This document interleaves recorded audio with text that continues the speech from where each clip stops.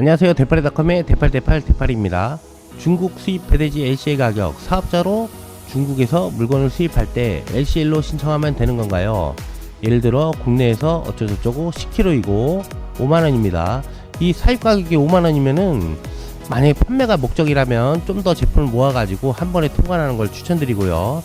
만약에 개인이 사용할 목적이면은 그냥 개인 통관으로 하시는 게 좋을 것 같습니다. 고정 비용이 5만원보다 더 나올 것 같아요. 제가 볼 때는. 오늘은 중국에서 사입한 물건을 LCL로 배송할 때 들어가는 경비에 대해서 영상을 찍어 보겠습니다. 알리바바 1688 타오바처럼 중국 도매 쇼핑몰 사이트에서 아이템을 소싱하고 구입하시면 배송 문제를 생각하지 않을 수가 없습니다. 무엇보다도 가장 신경 쓰이는 건 배송과 통관에 들어가는 부대 비용입니다. 그래야 마진을 감안한 판매 가격을 결정할 수가 있어서예요. 지금부터 수입에 들어가는 경비에 대해서 하나하나씩 살펴보겠습니다. LCL은 직역하면 컨테이너 한 대보다 적은 수량을 적재하는 것입니다. 즉 화주 한 명에 배에 실는 화물이 컨테이너 한 대를 못 채우기 때문에 생긴 용어인데요. 원래 배에 물건을 싣기 위해서 운송인인 선사가 받는 최소 발주 단위의 컨테이너입니다. 하지만 요즘은 대량보다는 다품종 소량 사입을 하는 사업자가 점점 많아지면서 선사의 오더를 넣기 위한 양이 턱없이 부족한 업체들이 많이 있습니다. 그래서 국제 배송을 주선해주는 콘솔 업자와 포워더들은 이와 같이 작은 단위의 바이어들을 니즈를 충족시키기 위해서 여러 바이어들이 제품을 한 대 모아서 컨테이너 한 대의 만큼의 물량을 만들어내 선사에 부킹을 해주고 있습니다. 이와 같은 방식이 운영되다 보니 선사는 콘솔사 포워딩 업체로부터 컨테이너당 물류비를 청구하고 콘솔사 포워딩 업체들은 각 파드로부터 CBM당 물류비를 청구하게 됩니다. 창업을 시작한 지 얼마 안 된 초보 셀러분들을 위해서 CBM의 개념도 간단히 설명을 해드릴게요. CBM은 박스 카튼 한 개당의 부피를 표시하는 단위입니다. 가로 세로 높이를 전부 곱해서 산출된 총 부피가 1세제곱미터인 화물을 우리는 1CBM이라고 부르고 있습니다. 발음 잘 하셔야 됩니다. 부피가 1세제곱미터가 안되면 소수점 단위로 떨어지고 1세제곱미터가 넘어가면 그보다 더 큰 정수와 소수점으로 부피값이 산출되는 것입니다.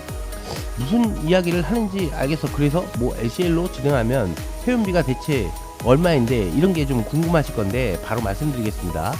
LCL의 운임비는 CBM 단위로 계산이 된다고 방금 제가 말씀드렸습니다. 해상 운송비는 현재 시점을 기준으로 1CBM당 평균 50달러에서 70달러 내외로 포진되고 있고 정확한 비용은 배송 대행 업체와 물류사마다 조금씩 다릅니다.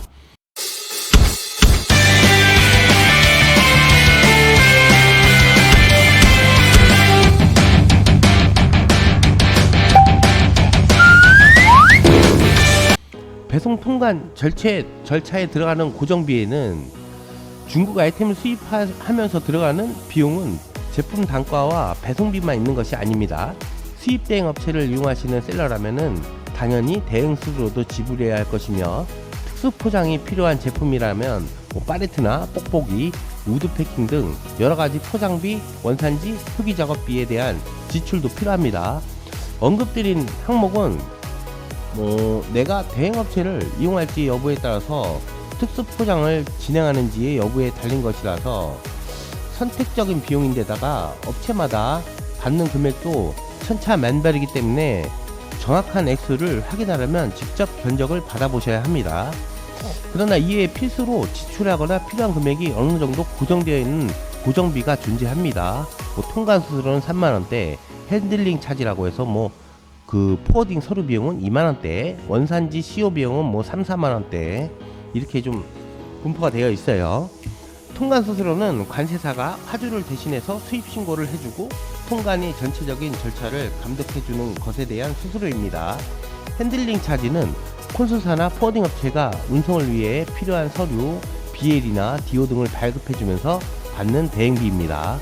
원산지 증명서는 한중 FTA, 아태협정 APTA처럼 국가 간에 맺어진 자유무역 협정으로 관세가 할인되는 품목이 있을 때 그 제품의 원산지를 증명하기 위해 발급하는 서류에 대한 비용입니다.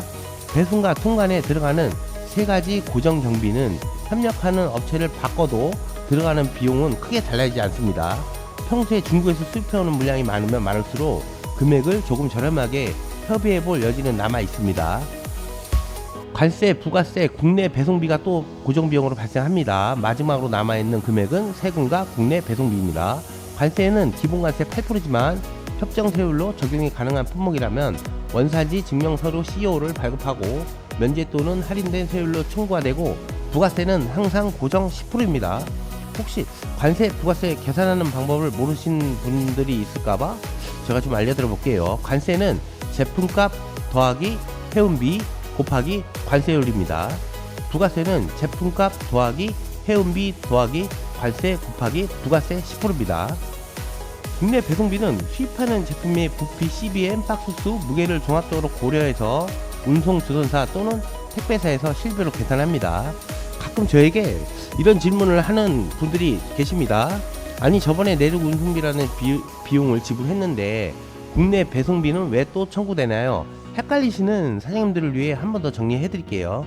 내륙 운송비는 중국에서 발생되는 운송비도 있고 국내에서 발생되는 운송비도 있는데, 여기서 중국 내륙 운송비는 중국 대륙 내에서 이동하는 배송비이고, 국내 배송비는 인천항에서 수령지 주소로 이동하는 배송비입니다. 택배는 대부분 화물 택배로 배송이 되는데 한 박스당 한 최소 7,000원부터 무게에 따라 좀 틀린 것 같아요. 부피에 따라도 좀 틀리고 요새 좀 택배비가 많이 올랐습니다. 박스 수가 많거나 크고 무거워서 사람의 힘으로 옮길 수 없는 제품이라면은 용달로 배차가 되고, 금액은 수량, 배송 지역, 시간에 따라 달라집니다. 기사님에게 하차 작업이나 2층 이상의 주소지로 올려달라고 부탁해야 하는 경우에는 추가 작업비가 발생할 수 있습니다. 오늘은 LCL 혼재 화물에 대해서 기본적으로 들어가는 경비에 대해서 영상을 찍어보았습니다. 고정 비용입니다. 대파리닷컴의 대팔이었습니다. 컷.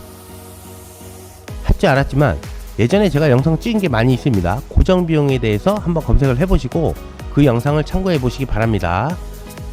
컷.